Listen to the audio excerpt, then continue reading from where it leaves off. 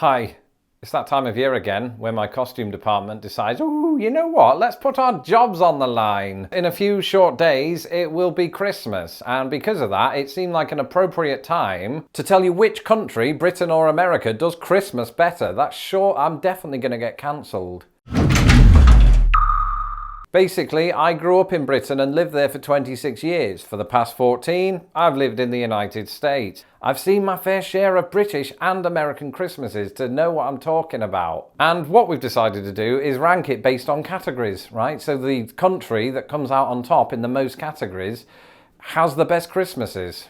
It really is that simple. So, sit back, get yourself a glass of eggnog or Advocaat, and raise a toast to this scientific, completely unbiased view of Christmases on either side of the pond. This is already going to be so hard. Decorations. Who does the best decorations? This is a really difficult question to answer because on the one hand, Britain keeps it simple. I like simplicity. There's not too much on the front of our houses, just maybe the occasional string of lights that's hanging off because, somebody named Colin decided to cut them down when I was 6 years old. But then on the other hand, maybe if you're into the glitz and glamour and all of that, and sometimes I am in that mood, America is where it's at. These lights that you see down the streets are absolutely mental. I've told you about this before, but just down my street here, half of the houses look like slot machines. It's like you're at the arcade on the seafront at Cleethorpes. That's just where I was born. And sometimes it'll even sound like it, because you can drive up to the really special houses, stick on the radio to a specific frequency, and it'll play a soundtrack, and the lights will just blink off and on like this, just without the hand motions, unless you have animatronics, which actually is often the case. So on that score, America comes out on top, and I suppose it's really hard to ignore that fact. So I think based on the craziness of American decorations, and that's not even touching the things that people have in their houses, because who does that? Burglars and Santa. I think America comes out on top on this, so I'd have to give them the victory there. I am not much of a traditionalist. Clearly, I'm doing a YouTube video in my pajamas, but there are some traditions that I do like. Birthdays is one of them, and Christmas is another, because both countries have their fair share of traditions that come along with it. It's a tradition in England to pull a cracker sometime after dinner, just all day, because it can be fun when you're 6. And wearing those really cool party hats, don't tell the costume department about those. And in some respects, the nostalgia of doing some of those things and leaving out mince pies for Santa Claus does really hit home in this very, very tiny heart of mine. But in some ways, I suppose that American Christmas traditions have become somewhat of a novelty for me. I like going out on New Year's Eve dressed in just my pajamas to look at the Christmas lights. Is that just my wife's family? Let me know in the comments below if that is an American thing or if my wife's family are weird. And I suppose what's extra weird about that is that on Christmas morning, another tradition in my wife's family is to give us pajamas. It's like the circle of life. On Christmas Eve, you wear the pajamas that you got last year and then they just renew the next day. And then you don't touch them again for another 364 days. It's difficult. I almost feel like I have to flip a coin. So I'm going to go with America. No, Britain. No, America. Music is going to be a hard one because let's face it, most Christmas music is insufferably cheesy. On the one hand, with British music, you have Wonderful Christmas Time, which, let's face it, should be prosecuted for war crimes. And I'm a huge Beatles fan, right? I've got nothing against Paul McCartney, but the lyrics, the choir of children sing their song, ding dong, ding dong, ding dong. Sounds like it was written by a choir of children. On the other hand, nostalgia. I grew up with Shakin' Stevens, not literally, he was on in the background. As was Chris Rea with Driving Home for Christmas. Driving home for Christmas, I can't wait to see those faces. Sounds like Kermit the Frog. I'll never do that again. Slade, Wizard, these songs didn't make it to America, where instead you've got Dominic the Donkey and Grandma Got Run Over by a Reindeer, two songs that make Paul McCartney's lyrics look like Leonard Cohen. Then again, America did provide some classics like White Christmas or Rockin' Around the Christmas Tree. So it sort of just feels 50-50. On this occasion, I'm going to have to go with the music that I grew up with, even if that includes Cliff Richard.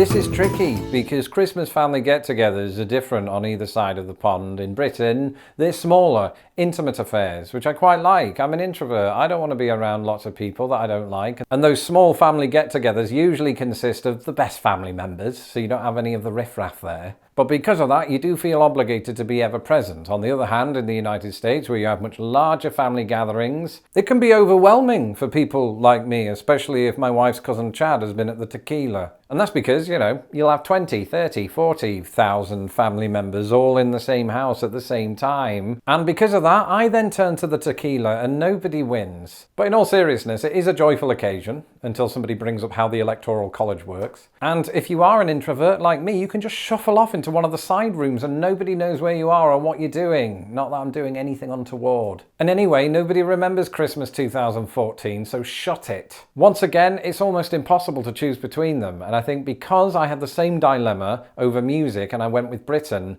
I think to even the odds, I'm going to go with America on this one. But I still love you, Mom and Dad and everyone.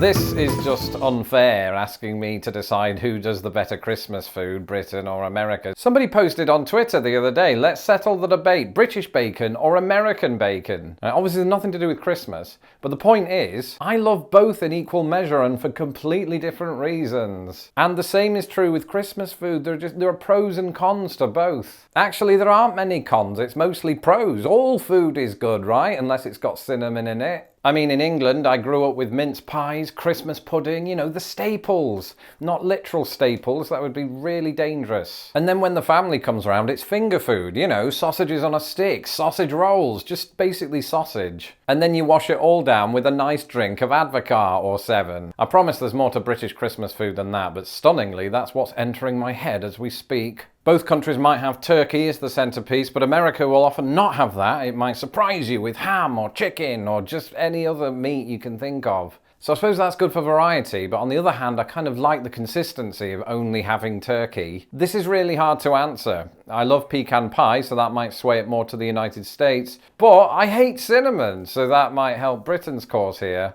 I think, again, nostalgia is going to play its part, and I'm going to have to go with Britain.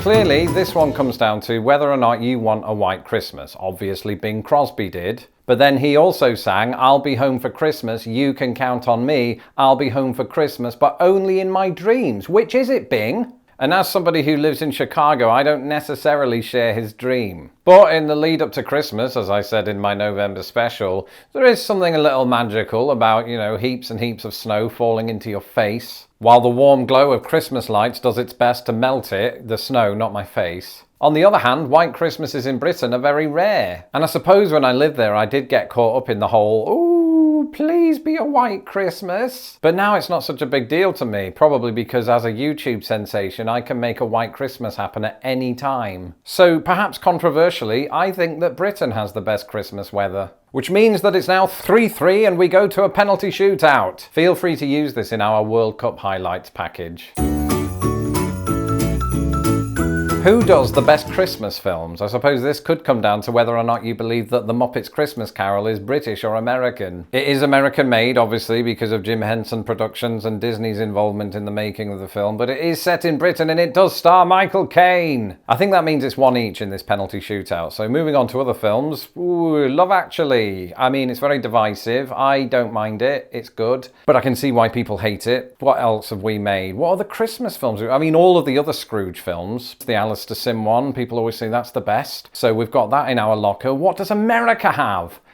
Except for Die Hard and It's a Wonderful Life and A Christmas Story. The Santa Claus, 1, 2 and 3. White Christmas, Elf. Did I say Gremlins? The Christmas Chronicles, frankly. Just watched it. It was a decent little yarn. The Holiday is basically British American as well. I just don't know that this is a fight that Britain can win. So, appropriately, given that America popularized a lot of the Christmas customs that we use today, America, you, due to the heroic actions of a metaphorical goalkeeper, officially do better Christmases than Britain. Britain, don't worry, because you do way more TV specials.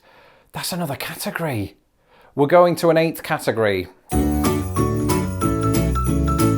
That's right, some of the greatest British television ever made just happened to take the form of a Christmas special. We love doing that. I mean, most of our comedies have a special that airs on or around Christmas Day. But it isn't just comedy, it happens in Doctor Who, soap operas, panel shows, probably detective shows. Even the Weather Report becomes Christmasified. And the thing is about all of these things is that they usually get some sort of extended runtime because they are literally a special. Whereas this isn't such a big thing in America. I mean, sure, you have TV shows that have themes of Christmas in them, but it seems to be rare that they are purposely extended and epic like they are in Britain. To be fair, I haven't researched this because I just thought of this category on the fly, but that's how it feels. If it's untrue, let me know in the comments below. In any case, Britain wins this round and the points are shared. And so a big happy Christmas to all of my subscribers, including my wife's cousin Chad. And if you like t-shirts, why not pay a visit to Pondland, my new merchandising store that has Lost in the Pond t-shirts, and for clarification, this isn't one of them, this was a gift.